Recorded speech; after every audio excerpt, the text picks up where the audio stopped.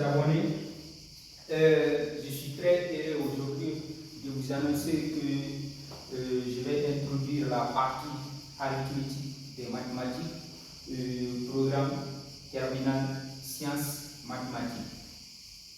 Donc je vais commencer sur la base. La base de l'arithmétique, c'est d'étudier des nombres. Et ces nombres-là, on les étudie dans l'ensemble n, l'ensemble des entiers naturels. C'est pour cela qu'on appelle l'ensemble des entiers naturels, parce qu'il n'y a que des valeurs positives. Et c'est naturel, pourquoi? Tout ce qui est naturel, c'est tout ce qui a été inventé par le plus puissant Dieu, qui a été inventé par Dieu. C'est pour cela c'est un ensemble naturel. Maintenant, l'homme a réfléchi et l'homme est venu avec ses problèmes. Maintenant, ils ont créé aussi la partie négative, donc c'est devenu l'ensemble des nombres réels. Donc, en gros, tout ce que Dieu a créé est bon. C'est pour cela, c'est naturel, c'est défini dans l'ensemble n. Maintenant, pour effectuer la division ici, on a 4 cas. Le premier cas, toutes les deux valeurs sont positives. Le deuxième cas, la deuxième valeur est négative. Le troisième cas, la première valeur est négative. Et le quatrième cas, les deux valeurs sont négatives. Donc, il n'y a pas une autre possibilité qui n'est pas définie dans les 4 cas. Soit les deux sont positives, soit les deux sont négatives. Soit l'une des valeurs entre elles est négative. Très bien. Maintenant, l'objectif d'effectuer la division, c'est d'effectuer le partage. Et si on effectue le partage, on doit connaître, chacun doit obtenir combien. Donc là, on aura affaire avec le quotient et ça va rester combien. C'est ça notre objectif. Maintenant, le principe de base de la division dans l'arithmétique, dans l'ensemble n, on doit retenir que, par définition,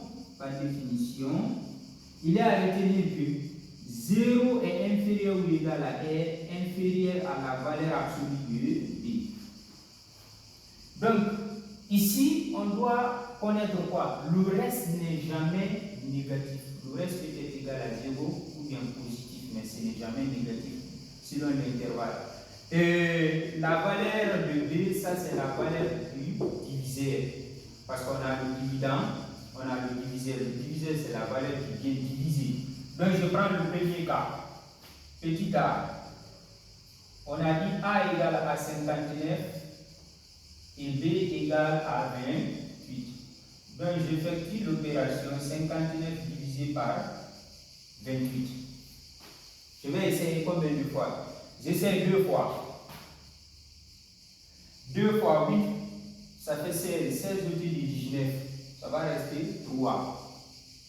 Je retiens 1. Ici, ça fait 4 plus l'autre là, ça fait 0. Donc, 59 égale à 28 fois 2 plus le reste 3. Là, l'encadrement, on aura 0 est inférieur ou égal à 3. Inférieur à la valeur absolue de 2 qui est 28. Donc, ça, c'est parfait. Donc, R égale à quoi? À 3 et le quotient égal à 2. Donc, c'est ce qu'on voulait déterminer. Maintenant, le deuxième cas, B. A égale à 59. Et cette fois-ci, B est comment? B est négatif. J'effectue aussi la même chose. Donc, j'ai 59.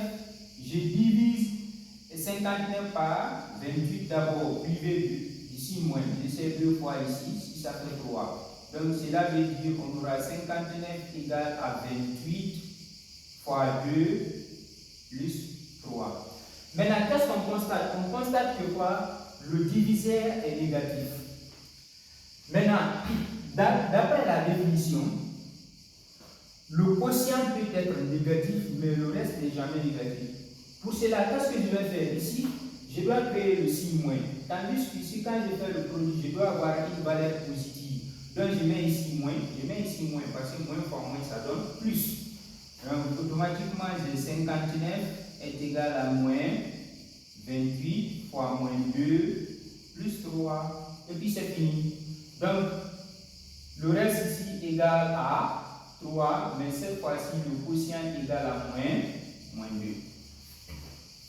Donc il n'y a pas de problème là-bas aussi. Je viens sur le troisième cas.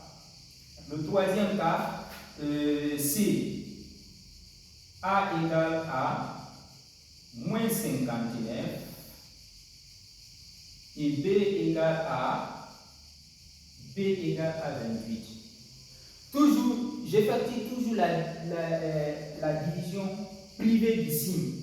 Et si j'effectue la division privée du signe, j'ai 59 divisé par 28. J'essaie 2 fois, ici ça va rester 3. Donc 59 égale à 28 fois 2 plus 3. Tandis que ce qu'on m'a donné, c'est moins 59. Donc pour avoir moins ici, il faut que je multiplie l'expression le tout par le signe moins. Donc j'ai moins 59 égale. Ici c'est un terme, donc ça multiplie une seule partie. Donc j'ai moins 28 facteur de 2 moins 3. Très bien. Mais est-ce qu'on m'a donné moins 28? Non, on m'a donné plus 28. Donc le signe moins là, je vais faire rentrer.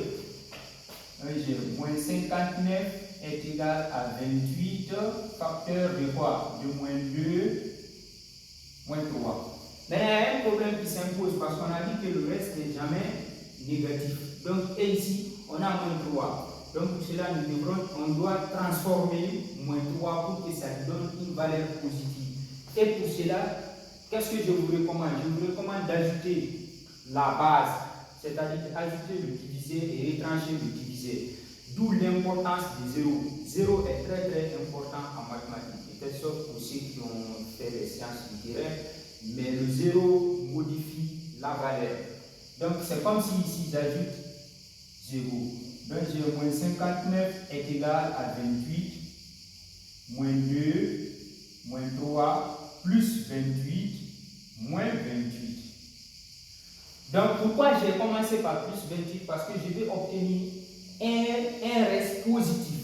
Mais si je mets moins 23, moins 3 et moins 28, ça va me donner moins 31. Donc là, j'aggrave la situation. Donc pour ne pas aggraver la situation, je combine le reste négatif avec la valeur positive qui est plus grande pour que l'opération donne un résultat positif.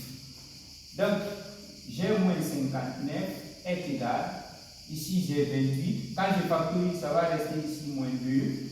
Ici, quand je factorise par 28, ça va rester quoi? Moins 1. Et ici, on aura 25. Très bien. Donc, j'ai moins 59 est égal à 28 facteur de moins 3 plus 20, 25. Là, c'est parfait. Tout est OK. Le dividende, c'est négatif. Le divisé, c'est 28. Et le reste est positif. Donc là, ça passe. On aura ici R égale à 25. Q égale à moins 3. Maintenant, pour le quatrième cas, c'est, maintenant cette fois-ci on a 2, A égale à moins 59 et B égale à moins 28. Donc j'effectue toujours la division, j'ai 59 égale à quoi? 28 fois 2 plus 3, ça c'est déjà fait. Je multiplie le tout par le signe moins. J'ai moins 59 est égal à moins 28 facteur de 2 moins 3. Moins 59 c'est bon. Moins 28 c'est bon. 2 c'est bon. Mais moins 3 ce n'est pas bon. Je fais la même chose. J'ajoute le diviseur et je retranche aussi le diviseur qui est 28. Donc j'ai moins 59 est égal à moins 28 facteur de 2 moins 3 plus 20. 28 moins 28. Donc, moins 59 est égal à... Donc, j'avais dit ici, c'est comme si je n'ai rien fait, mais le 0 est important.